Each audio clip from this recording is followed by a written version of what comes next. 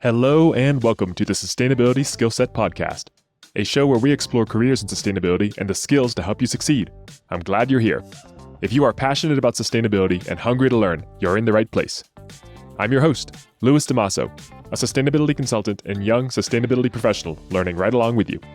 In this episode, I had the pleasure of speaking with Stephanie Udler, a fractional sustainability executive with years of public and private sustainability consulting experience under her belt.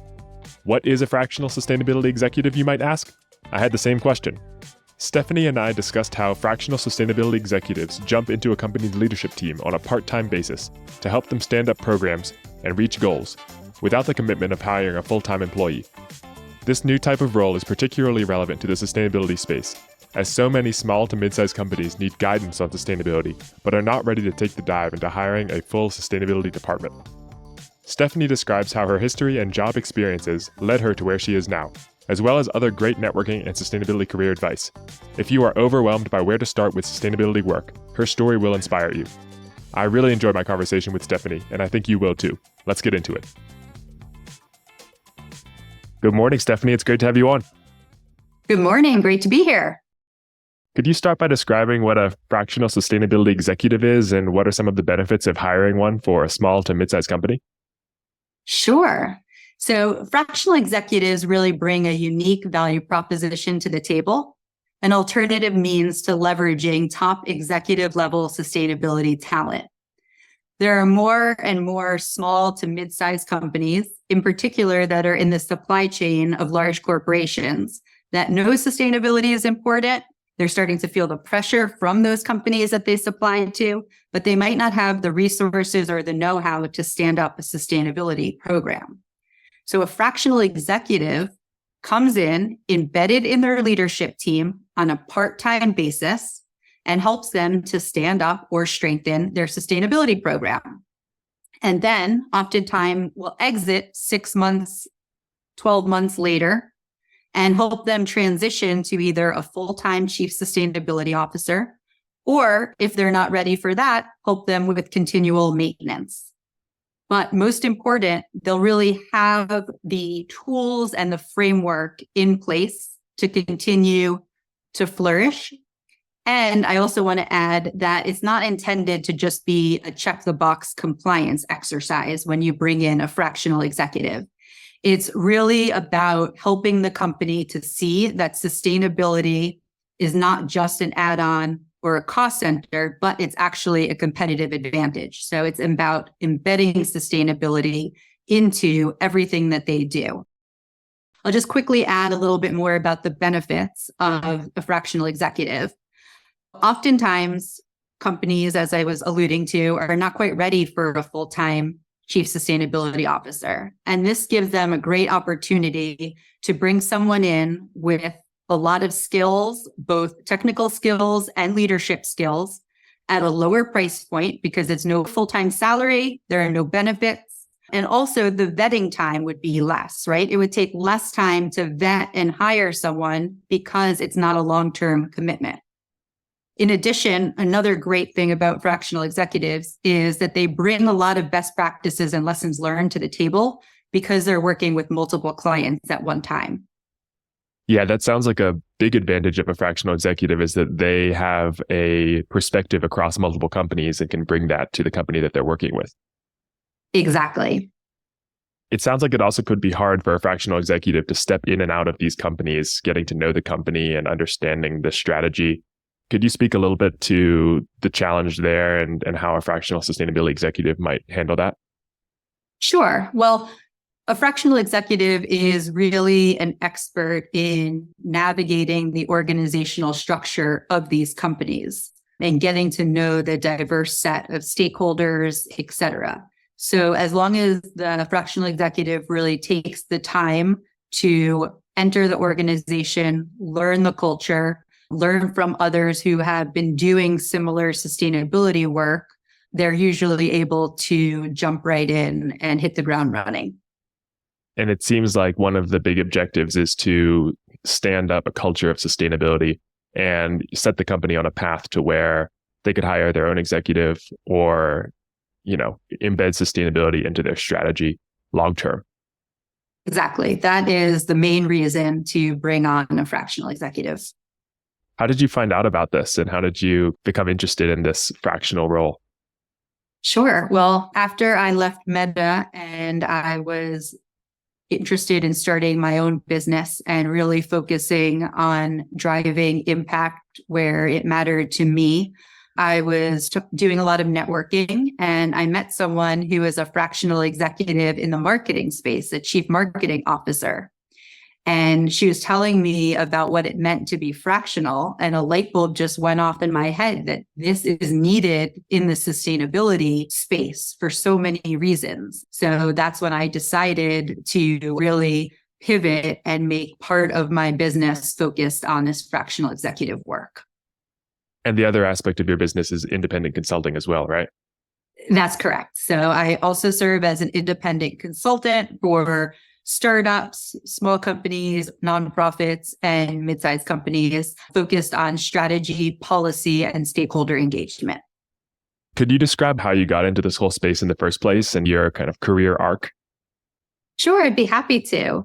So it will take us back many, many years to when I was in elementary school. I specifically remember being in fourth grade and there was an environmental module as part of the curriculum. And we were learning about recycling and clean water, some basic things. But for some reason, it really just stuck with me. It was something that I really took to heart. And from that point on, I was focused on the environment. I started an environmental club at my school. I wrote book reports on the Amazon rainforest.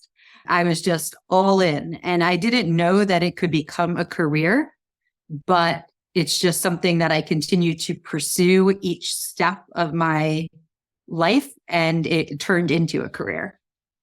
I'm not sure that it was communicated to people who are getting into environmental pursuits at that time that it was possible for it to be a career.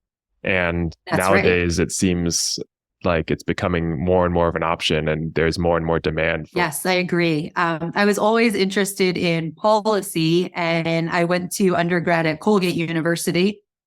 And I was lucky enough that they had a degree in environmental geography. And so I decided to double major in environmental geography and political science. And so it was really the perfect combination for me to propel me onto my career path. How did you come up with that combination of policy and environmental studies? The policy side was always something I was just interested in, political science, how government worked. That was just a natural interest of mine. And then again, with the sustainability, environmental interest, it just seemed like the right combination and it was available to me. And so I ran with it. That's awesome. The intersection of policy and environmental pursuits sounds important because so much of what can be done to protect the environment or to guide companies to focus on environmental topics is done at the policy level. Is that right? Yes, I really believe that policy is one of the key levers to achieving sustainability and climate goals. So it's something that is very near and dear to my heart and something that I'm trying to help all of my clients that I work with follow through on. And you started your career mostly in the policy space, right? Yes. So after undergraduate, I worked for Senator Schumer, and I really learned a lot working for Senator Schumer. It was one of the best jobs I had ever because it was such an exciting place to work, especially right after undergraduate. And I really learned the importance of policy as well as the role of politics when it comes to sustainability and climate change. I learned how government works firsthand, learned about the budget process and how to work in a fast-paced environment. Everything in Senator Schumer's office had to have been done yesterday, right? It was super, super fast-paced, but I really enjoyed that. I also learned the importance of promoting yourself, taking chances, and strong performance regardless of the task.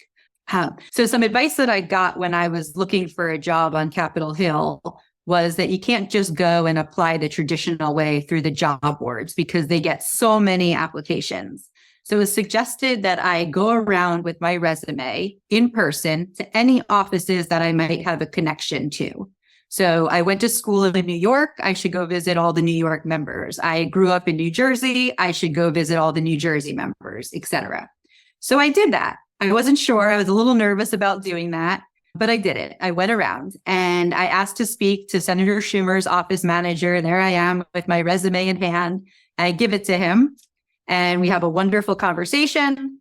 And then he winds up offering me a position, but the position was to answer phones in the front office. And being a recent graduate from college, I thought that I could do something where I would apply my skills more in environment and political science than answering phones. So I was torn. I didn't know what to do, whether I should take the job or not. But I decided to give myself 6 months to kind of get grounded and, take the job, do it for 6 months and see where I could go from there. And so I took the job and it was amazing because I got to learn all of the issues firsthand from being on the phone with all these New Yorkers yelling at you about various topics, etc. So that was amazing. But I also took the initiative to shadow the person who was the environmental legislative aide for the senator. And I volunteered to do tasks like write letters to constituents on environmental topics. And I really just dove in and made it clear that that's what I wanted to do. And so 6 months to the day almost, that legislative aide happened to leave and I got promoted into that position. So I think it's a really good lesson. It's something that I didn't realize going in, but sometimes it is important to take on tasks that you don't think might be the right fit, but if you do them well, then it can turn out beneficial. That's a fantastic story and really demonstrates the power of volunteering and raising your hand to take on opportunities that will lead you to where you want to go. Exactly. And yeah, so I was at Senator Schumer's office for 3 years, but then I decided it was time to go to graduate school where I received my master's in public policy with a concentration in environmental policy from Columbia University's School of International and Public Affairs. And from there, I went on to work for the Government Accountability Office, where I really learned how to research, write, and fact check. And, the Government Accountability Office, not many people know what it is. Are you familiar with it? Not so much, no. Yeah, so it's actually the watchdog agency for the legislative branch. And members of Congress and committees ask the Government Accountability Office to investigate, audit, and write reports on various topics, in particular to understand whether policies are working as intended. So I got to do some reports on environmental issues and some other topics as well. And another really cool thing is, as part of one of my energy reports that I was working on there, I got to conduct the first greenhouse gas inventory for the legislative branch. So that was very cool.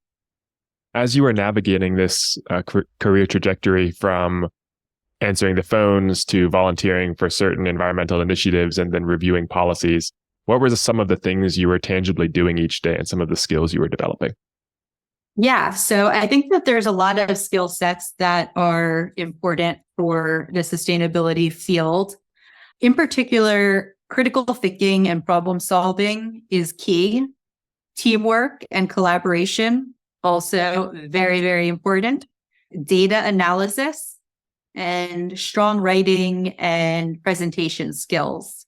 I also think that project management and having those organizational skills is important in this field, as well as the ability to really understand and go down into the details, into the weeds, but pick your head up and look at the big picture. And that's something that I always try to impress upon my teams. It's very important that we don't just keep our head down in the work, but we understand how it impacts that bigger picture. So those are some of the skills that have been very important to me.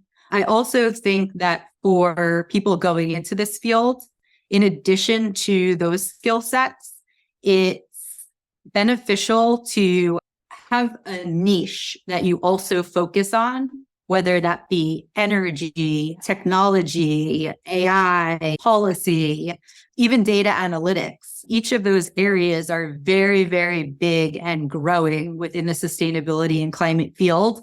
And so I would encourage people to not just become a generalist, which is very important and those skills are needed, but also have a niche. That's so helpful. So as you were working in this policy space at the beginning of your career, would you say you were already developing your specialty in that way? Or were you still kind of working on those generalist skills at that point?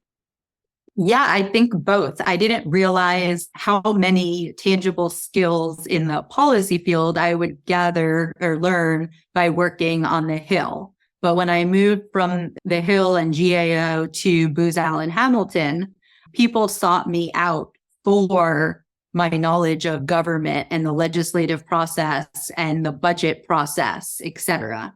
So that's what brought me more from environment into sustainability, because I had those skill sets. How would you draw the distinction between environment and sustainability in the way you just did? Yeah, that's a good question. So environment is often about clean water and clean air and NEPA, et cetera, where sustainability is more focused on reducing your greenhouse gas emissions and your energy, reducing your water, green procurement, electronic stewardship. They're all very related, but there is a distinction when you're on the ground doing the work. Would you say that environment is more compliance focused and sustainability is more forward-looking and strategic? Yes, in general, but unfortunately, sustainability in a lot of ways is often viewed as compliance as well. But yes, I still think that that's a good distinction to make. I'm sure that's one of the hurdles of being a sustainability executive as well, in terms of trying to communicate that sustainability is more than just a compliance exercise or something that customers are asking for, but can really add a lot of value to an organization's strategy. 100%. It could save money, make organizations more efficient. There are lots and lots of benefits of embedding sustainability within your work and your business operations and strategy. So once you made that transition from working in policy and public offices to working at Booz Allen Hamilton, which was a significant stint of your career, my understanding is that Booz Allen does a lot of government contracting and that you were focusing on sustainability for them. Could you describe a little bit about what that role looked like and any kind of progression that happened for your career within that organization? Happy to talk about that. So I was at Booz Allen, as you said, for a very long time, for 14 years. And I was leading a lot of the sustainability and climate change work. Our primary clients were U.S. federal agencies. So every federal agency, regardless of their mission, had to reduce their energy, water, waste, et cetera, to meet various targets that were provided by executive order and legislation. And so we would go in and help these agencies for their internal operations, stand up their sustainability programs. Our day-to-day work could mean a lot of different things. It could be writing internal policies. It could be doing their annual greenhouse gas inventory. It could be running interagency working group meetings, communications, training, doing their annual sustainability plan. There was lots of work to be done, and we focused on all the different areas. One of the most important things that we had to do was to help these agencies break down the silos that they operated in. Because again, sustainability is so multidisciplinary that you can't have just one group focused on it. It has to be across the agency. So that's something that we worked a lot on. And it was a very interesting journey. And I'll just say that when I started doing work in sustainability for the federal government over 2 decades ago, the agencies would look at us when we come in and they'd be like, "What do you want us to do? Why do we have to do this?" And we'd be like, "Well, there's an executive order that says that you have to do this." "Well, where's the money that comes with this?" "Well, there is no money that comes with this." That seems very reflective of private companies too, where you're being Yeah, asked to do this, who's funding it, what's the value driver here. exactly. What happens if we don't do it? They would say. And then they'd be like, we don't have the data. So we spent a lot of time working with them on these items. But over the past 2 decades, the improvement that we've seen has been amazing. You now have leadership buy-in at these agencies across the country, across the government. They understand the importance of sustainability and how it impacts their mission. And their data has improved tremendously. They have teams now that work on this. Government is slow and there's still a lot of room for improvement, but to see where they've been and where they are now is really amazing. That sounds incredible. I didn't realize before talking to you that there was such a focus on setting up sustainability programs within government agencies. Yes, government tries to be the example with a lot of this because they have such a big footprint in their buildings, in their equipment, etc. So they try to lead by example. And, it can be challenging because it's hard to move bureaucracy. But like I said, they have made some great strides. Could you describe your role a little bit more in all of this? So as you worked with Booz Allen, what were some of the things that you were specifically contributing to these initiatives to help them develop their sustainability programs? Sure. Well, personally, I was overseeing a lot of the work as a program and project manager. And one of the nice things is that I built teams from across the firm at Booz Allen, because again, coming back to this theme about sustainability being so multidisciplinary. So if we were writing an internal energy policy, right, I had my core group of sustainability subject matter experts. But I would also bring people from the energy team to help us with that.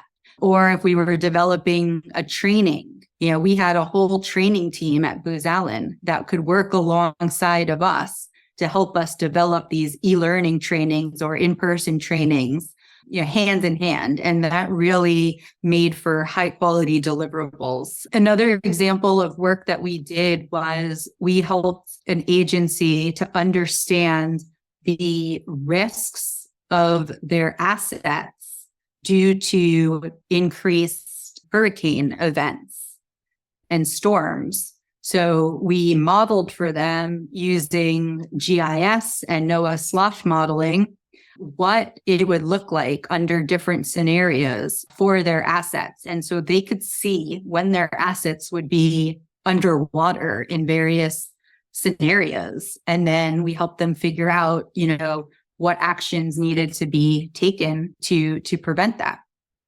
What were some of the things that you learned during that time? Some of the things you picked up that, enabled you to be successful in those projects? Yeah. So I think I really learned how to be a consultant. A lot of the skills that I mentioned earlier are consulting skills. And they are important things to master when you're working with stakeholders. And so, I really learned how to interact with clients, how to become a trusted advisor to help them solve really tough problems. That's why they bring in consultants, because they're problems that they can't solve on their own. I also learned more about the inner workings of government, this time from the executive branch side, because I had been working in the legislative branch, working on the Hill and GAO. And so now I was on the executive branch side and got to learn a little bit more about how they operated. And, really, I just became a sustainability subject matter expert because I was helping these clients work through so many different sustainability issues at so many different agencies.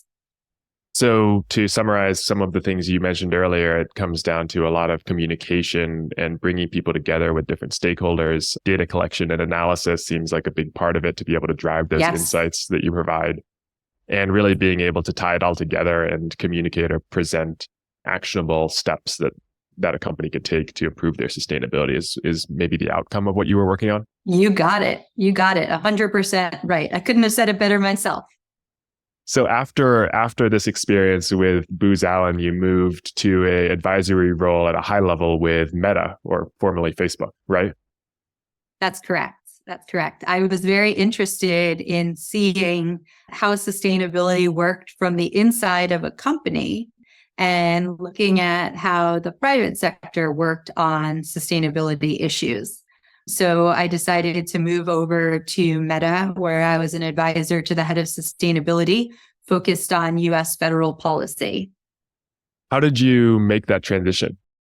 How did you summarize or pitch some of the skills that you'd fostered at Booz Allen that would be then applicable to advising the head of sustainability at Meta? I think it's a lot of, again, the skills that I mentioned before, being able to, stand up and manage a sustainability program in the federal government. Federal government agencies are really large organizations, just like companies are. So a lot of the skills that I had acquired were very transferable into the private sector, and I had the sustainability expertise. So it was just a matter of, once I moved, really learning how the private sector, how that particular company operated. But I had a lot of, tools in my toolbox to know how to do that from working in the public sector. That's great. Did you notice any major differences between the public sector and the private sector when you made that transition? I guess I would say first that there were a lot of similarities, which I was kind of surprised by. But again, I keep coming back to common themes because this is how it works. But you have diverse stakeholders. You need to work with them. You need to obtain the buy-in and achieve your sustainability goals. Now, some of the sustainability issues were different. For example, at Meta, we were focused a lot on climate misinformation, which is something that I never even really heard about. And it was not an issue in the federal government with the clients that I was working with. Also, we were very focused at Meta on achieving net zero goals. When I was working with the federal agencies at the time, they weren't necessarily focused on net zero, but they were focused on reducing their greenhouse gas emissions to meet the various targets that they were given. So it was reducing greenhouse gas emissions, but a different target that we were going after. What is climate misinformation? So climate misinformation has been coming about on social media platforms where organizations are making statements as if they are truths, but they are not. And they're leading people to believe things like climate change does not exist, or oil, is not detrimental to the climate, things like that. And so the question is, what can and should social media companies do to prevent this information from being disseminated? And That's such a tough there's challenge not an to easy tackle. answer there. So we will get into that topic another time. Yeah, that is such a tough topic to tackle. Yes. But it sounds like you were able to use pretty much the same consulting skills to be able to help guide the organization, but just focused on the particular challenges and material topics that affect, the private information company that is Meta. Exactly. And here my role was primarily focused on policy. So it was using the policy skill sets that I gained way back in my career and continue to use throughout Booz Allen as well, but really bringing those out into the forefront and helping the different lines of business throughout Meta understand what policies were in the pipeline related to sustainability and climate, how it could impact their work, and then working with nonprofits and coalitions on the advocacy side, external to Meta, to help move along some of that policy. So it seems like the Fractional Sustainability Executive move is right in line with the type of work that you've been doing all along in terms of picking up the skills needed to guide an organization. You've worked in both the public and the private sectors, so now you have that breadth of experience. That's exciting. that is an awesome endeavor now to be able to help multiple companies at once and really spread that impact. Thank you. I am very excited about it. And yes, that's exactly why I decided to pivot into that work, because I thought that I could use my skill set and really help that diverse set of clients make a difference. Do you have any preference of public versus private work at this point? I am happy to work with either. I think that the fractional executive work lends itself more to the private sector, but there's always work to be done in the public sector as well. I'm finding myself surprised at how similar they seem to be in terms of the role that a sustainability executive plays. Yeah, I think that there's a lot of nuances to learn in both of them. And it's great to have, to be able to, and I feel lucky to be able to have had the experience on both sides. But I think that when you're working with the federal government, there's a lot of skill sets that you gain that are applicable to the private sector as well. So if there's somebody who is really inspired by this type of work and wants to get into sustainability, whether they are just starting their career or may already be working in a role that's not sustainability focused, do you have any general advice for how they might pursue kind of shifting their focus to sustainability? Yeah. So first and foremost, I would say now is the time. We need all the help that we can get. So please make that transition. And I will also say that you don't have to have everything planned out. That is something that my career path has taught me. You don't have to know what your next step always is. What you do will lead you there. So I wouldn't worry about mapping out your entire career. I also say the importance of networking is real. Make sure that if you want to get into this field or transition, that you network. LinkedIn is a great place to start. And don't be shy to reach out to people, even if it's people you haven't spoken to in a long time. Most people are willing to help. Could you describe a bit more about your mindset when it comes to networking? I feel like so many people hear that networking is important, but it can be such a daunting topic to try to understand, like, what is networking? What should I actually be doing? And how should I be thinking about this? Yeah, it is something that's hard. And it's been something that as I've been starting my own business, I've been focused on a lot this past year.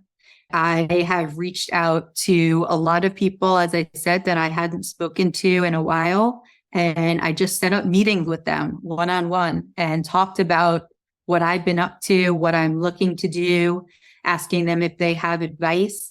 And then also the most important thing, or one of the most important things, is to ask them who else you should speak to. And often they then lead you to 2 or 3 more people, who then lead you to 2 or 3 more people. And it's a domino effect, but you wind up speaking to a lot of people, and either someone's going to provide you great advice there, help you with something right there, or several months from now, they might think of you in a conversation and ping you again. But I find that most people want to help you. In addition, I've met just such a wonderful network of sustainability leaders across the country and also in DC, where I live, that I never would have met without going full in on networking. LinkedIn is really a big part of it.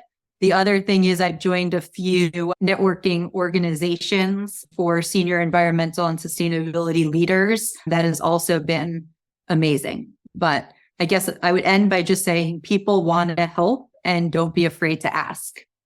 I would certainly echo that people want to help. And along the lines of helping, another thing that I've seen with networking is just that it can be important to look for ways to add value or just ways to add something to the relationship. If you're working in a role and you're interacting with somebody else in the industry, or even if you just see something that you like or that you want to comment on online or in an email, just reaching out to that person, not even asking for a meeting or asking for something, but just saying, hey, I love what you're doing, or hey, I can help with that, or let me volunteer for that. That just adds goodwill out into the network. And Yes. I think it really comes back to you. Yes, that is a wonderful point as well. And every time that I meet with somebody, I also talk to them about what I might be able to help them with. How can I help them? So yes, you always need to be thinking about that. And then also keep in mind, if someone speaks to you, you make sure that you open your calendar up and speak to somebody else, pass it forward. And you also mentioned about not having to have your entire career planned out. I think that's such an important topic because lots of people seem to want to, get into sustainability, but then they're overwhelmed by, how do I get a sustainability role? What is my end goal? What's the whole trajectory of this? Whereas you're a great example of starting in a role that wasn't necessarily sustainability focused. It was just in the arena that you were hoping to learn. And then you shaped it into a sustainability career from there. Exactly. I think that is so important because today's day and age, people will have many jobs. It's not like when our parents were younger and they had one job their entire career. They worked at the same company their entire career. Now people have multiple jobs, multiple careers. So you don't have to know it all. Just start in one place, see where it takes you, but keep pursuing your interests. Again, whether that's in your current job, adjacent to your current job, or outside your current job. But those are all ways that you could then eventually get into where you want to be. And those interests can shape some of the specialty that you described earlier, right? Building a niche and finding a niche within the space rather than just being a sustainability generalist. Yeah, 100%. And there's lots of ways to do that by joining different networks, online clubs, etc., certificate programs. That's awesome. So one of the things I like to wrap up with is a question about what we can focus on as a business or as a society to accelerate our transition to a more sustainable world. And that's because everybody has a different perspective. Everyone's worked in different realms and worked on different topics. What's top of mind for you? What do you think is important for us to focus on now as we try to integrate sustainability into everything we do? Yeah. So as I've said throughout our discussion, sustainability is such a multidisciplinary area that we need all hands on deck. It's not just going to take one type of person, one skill set, one area of expertise. It really needs to be a part of every decision that we make in every job. And we need to start educating society about sustainability early on, from my perspective, as early as elementary school. So it becomes ingrained within the ethos of everybody and everything that we do. So regardless of somebody's position right now, whether it's a salesman in a healthcare world or, any kind of role that might not be traditionally focused on environmentalism or sustainability, they could integrate sustainability and just sustainability thinking into their role and into their company, right? They could and they should. Yes. Well, Stephanie, it's been so interesting hearing about your career trajectory and how you took a focus in public policy and really shaped it into a sustainability consulting career, but then also have kept that policy focus. It sounds so interesting, and I've learned a lot, and I know our listeners will too, hearing from your work in this space. Well, thank you so much for having me. I really enjoyed our time together. It's been amazing. I hope everything goes well for you as a fractional sustainability executive, and I'm sure that companies will be learning a lot just as we have. Thank you. As always, thanks for listening. If you have the opportunity to leave this podcast a review on Spotify or Apple Podcasts, that would really help the show grow. And I hope you join me next time on the Sustainability Skillset Podcast.